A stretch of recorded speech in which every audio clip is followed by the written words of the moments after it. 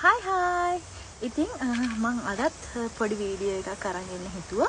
ඒ තමයි නිව්සීලන්ත වල nursing interview එකකට ගියාම මොනවද යාලා අහන්න පුළුවන් ප්‍රශ්න කියලා. ඉතින් මමත් ඉන්ටර්විව් එකට යන කලින් YouTube search කර බැලුවා මොනවද අහන ප්‍රශ්න කියලා. ඉතින් මටත් හරියටම හොයාගන්න බැරි වුණා. අර හරිම ප්‍රශ්න ටික මොන විදියට තේන්නේ කියලා. ඉතින් මේ මගේ එක්ස්පීරියන්ස් එකෙන් මං හිතුවා තව කෙනෙක්ට ඒක ප්‍රයෝජනයක් වෙයි කියලා මේ පොඩි වීඩියෝ එකක් කරලා දැම්මොත්. ඉතින් ඒක නිසා තමයි මං අද මේ වීඩියෝ එක කරන්න හිතුවේ. ඉතින් මම මුලින්ම ඉන්ටර්විව් එකකට ගියාම මුලින්ම ඒගොල්ලෝ අහන්නේ myself ගැන.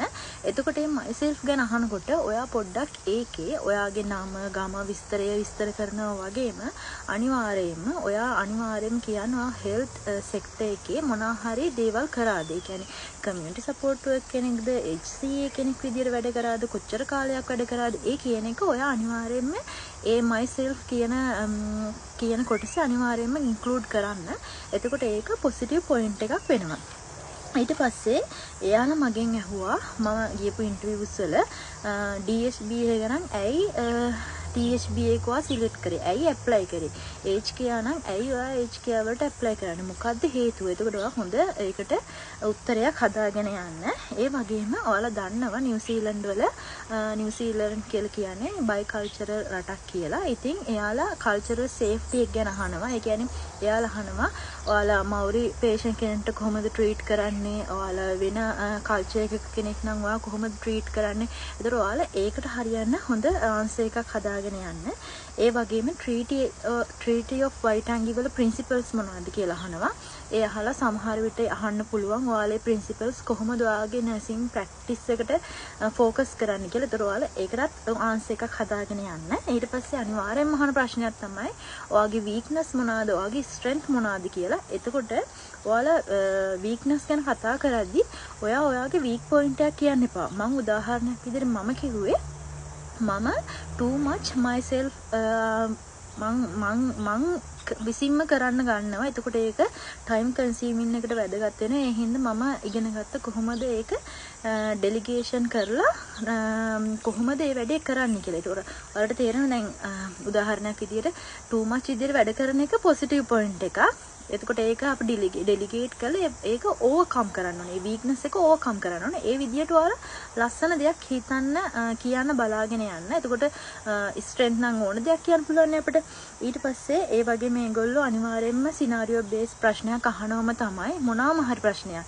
එක්ක ස්ටාෆ් ප්‍රශ්නයක් හරි නැත්නම් පේෂන්ට් කෙනෙක්ගේ මොනවා හරි ලැබ් වැලියුස් ප්‍රශ්නයක් හරි එතකොට හයිපර්ටෙන්ෂන් හරි මොනවාම හරි ෆෝල් එකක් හරි මොකක්ම හරි සිනාරියෝ බේස් ප්‍රශ්නයක් අහනවම තමයි.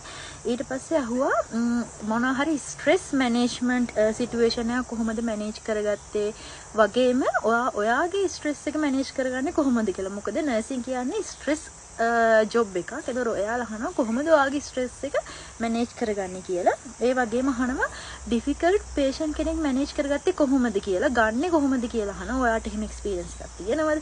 ඒක නර්ස් කෙනෙක්ම වෙන්න ඕනේ නැහැ. HCA කෙනෙක් විදියට හරි ඔයා ඩිෆිකල්ට් පේෂන්ට් කෙනෙක් හරි ස්ටුඩන්ට් නර්ස් කෙනෙක් විදියට ඩිෆිකල්ට් පේෂන්ට් කෙනෙක් හැන්ඩල් කරපු විදියක් හරි. එතකොට ඔයාලා එහෙම ප්‍රශ්නයක් අහද්දී හැම වෙලේම මොනවා හරි ප්‍රශ්නයක් අහද්දී ඔයා බලන්න එක්සාම්පල් එකක් විදිහට උත්තර දෙන්න. يعني ඔයාලා නිකන් ඩ්‍රාමා එකක් විදිහට හදාගෙන උත්තර දෙන්න යන්න එපා. ඔයාලා ඒකට එක්සාම්පල් එකක් දෙන්න. يعني රියල් එක්සාම්පල් එකක් දෙන්න. එතකොට පොසිටිව් පොයින්ට් එකක් වෙනවා.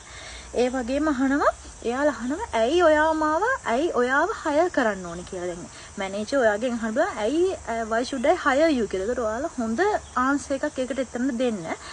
يعني යාලට කට උත්තර නැති වෙනවා වගේ හොඳ ආන්සර් එකක් දෙන්න.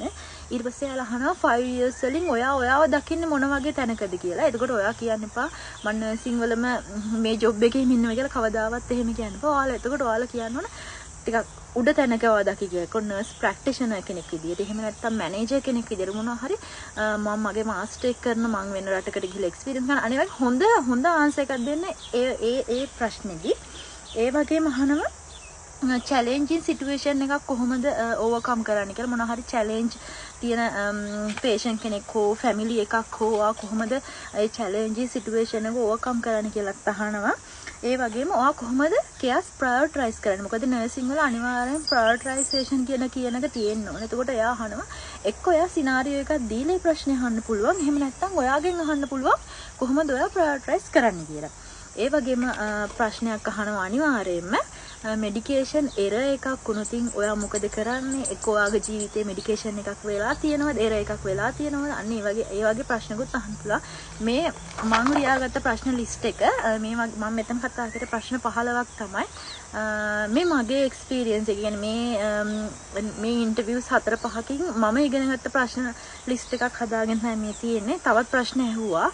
මම එහෙම අවශ්‍ය නම් තව වීඩියෝ එකක් කරන්න. නැත්තම් මේ වීඩියෝ එක too much වෙනවා. ඒක හරිම බෝරින් කතා කරන්නත් වෙලපා වෙනවා අහන් ඉන්න උනත්. ඉතින් මම ඔයාලට විශ් කරනවා ඔයාලා නර්සිං ඉන්ටර්විව් එකකට යනවා නම් අනිවාර්යෙන් මේ වීඩියෝ එක සේව් කරලා තියාගන්න.